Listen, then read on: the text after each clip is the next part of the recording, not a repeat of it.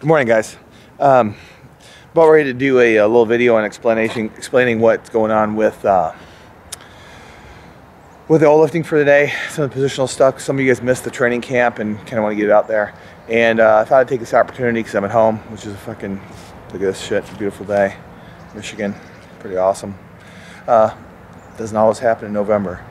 What we're going to be doing is kind of give you a quick tour where HyperFit started at. And essentially this is it. If you look over my shoulder, turn the clock around here, it's garage. Originally, before I'd even found CrossFit, this is back 2003 or so. Get tired of working for the man at the regular training businesses, you know, Bailey. And was planning on just kind of opening my own studio. And what it's evolved into is a pretty freaking sweet CrossFit gym at home. This is how it all started. So I thought I'd give you guys a quick tour before we kind of talk about it. This is what the main floor has gravitated into, because ultimately, let me turn this around, see if I can get this shot out. Ultimately what's happening is the need for heavier and heavier shit, pretty important. So some of the stuff you don't want to do upstairs, I'll give you kind of a tour and explanation of a lot of these things. So this is basically what I call the HyperFit Test Lab, CrossFit Test Lab, whatever you want to call it. So when you kind of the cockamamie shit I'm having you guys do training-wise, this is where it comes from a lot. And I'll come in here. You guys get weird emails from me in the middle of the night. This is where I am. This is what I'm doing. It's kind of weird. There it is. This is kind of neat. Show you some equipment we got here. I have a guy that makes custom gear for me. Troy Berger on Coldwater, Prodigy Fitness. These are blocks that are really excellent. A whole lot of extra bars. This is Hunter's bar. My 6-year-old son's got his own bar. Lifts that shit, believe it or not. Never been taught, just lifts it, and lifts it pretty good. Probably more than most people. Troy also makes this kind of a cool tire rack. Take a look here. It holds a lot of weights. We have a couple of them at the gym. Different things. I think Rogue's gonna knock it off soon. I think they got a kind of design. They're gonna be copying it, so I'm not sure if they're really using it or what. Here's the other one, neat little thing. Holds kettlebells, plates, things, stuff. Over here's my pile of mats. So you need to go and mat the other side a little bit better because they got a bunch of fragments. So we expanded the gym recently, put some wood down, had some things like that. Nice little GHD, cool. These are new boxes for jumping. You guys can see this. Jumping and box squatting. I want a really stable base for doing some heavier box squats. Heavy for me, not heavy for West Side. Put that out there. West Side squats, probably, yeah, not more than what I could ever think about doing. Abby Grove, love her to death. She squats more than I do. Here you go. Reverse hyper, the Rogue knockoff of the West Side one. Pretty cool. It's a little unstable, but there it is. Cool yoke, which is really awesome and fun to play with. Also depends on how you define fun.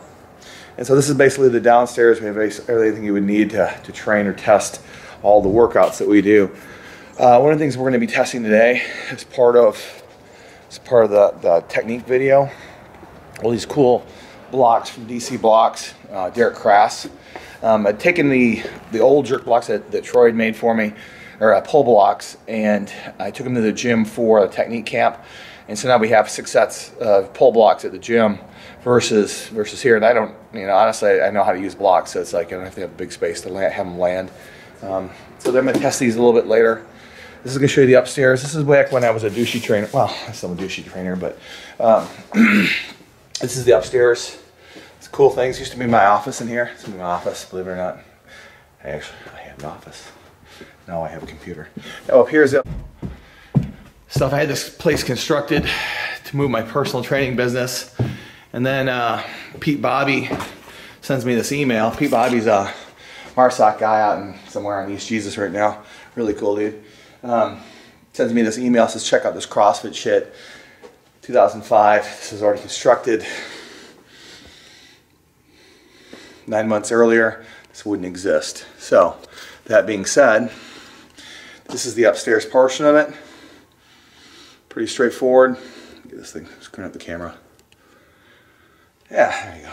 And so, this was the original training studio for HyperFit.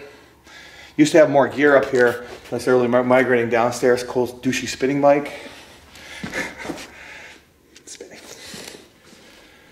This was cool. Powerhouse Gym went out of business.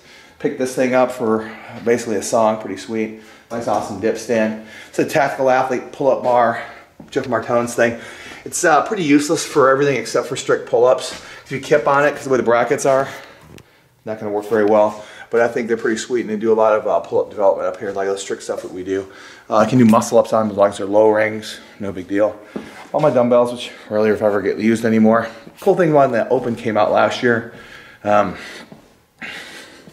had a bunch of dumbbells. So that's it. It was good. Over here, neat. Here's another relic of the past. Bob. Hunter was so scared of this back in the day. He'd come upstairs. I told him Bob was going to get him, and he wouldn't come upstairs, which was really awesome. Could work out. Treadmill. Expensive. Useless. Awesome. If you ever do get the urge to run, first of all, running's for cowards. Cowards are runners. Okay, I just want to put that out there. Stand and fight. Live and die.